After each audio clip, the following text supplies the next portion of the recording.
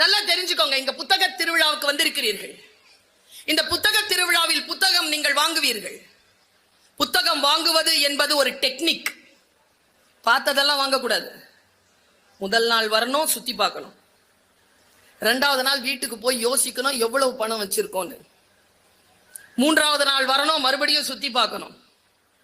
எல்லா கிட்ட ப்ராஸ்பெக்டஸ் வாங்கிட்டு போய் உங்களுக்கு தெரிந்த சிந்தனையாளர்கள், ஆசிரியர்கள், பெரியவர்களிடத்தில் சொல்ல வேண்டும், எந்த புத்தகத்தை நான் வாங்கினால் சரியாக இருக்கும் என்ற ஆலோசனை கேட்டுவிட்டு புத்தகத்தை வாங்குவது என்பது ஒரு மரபாக வைத்துக் கொள்ளும். ஏன் தெரியுமா? நம்ம புக்கு நிறைய வாங்குறோம், வாசிப்பு பழக்கம் குறைஞ்சுக்கிட்டு இருக்கு. நான் புக்கு வாங்குறதுல காட்டுற பேரார்வத்தை வாசிப்பதில் யாரும் காட்டுவது. ஒரு புத்தகத்தை எடுத்து வாசித்து முடிக்கக்கூடியவர்கள் நம்மில் மிக குறைவு. புக்கை எடுத்துருவோம், ஆனா வாசிச்சு முடிக்க மாட்டோம். யார் ஒருவர் புத்தகத்தை முழுமையாக வாசித்து முடிக்கிறீர்களோ, நான் ஒரு ரகசியத்தை சொல்லுகிறேன். உங்கள் வாழ்க்கையை புரட்டி போடுகின்ற ஒற்றை சொல், ஒருவேளை 800 பக்கத்திற்கான அந்த புத்தகத்தில் 400-500 பக்கங்கள் படித்துவிட்டு நீங்கள் வைத்து விட்டால், அடுத்த பக்கத்தில் அந்த சொல் உங்களுக்காக காத்திருக்க கூடும்.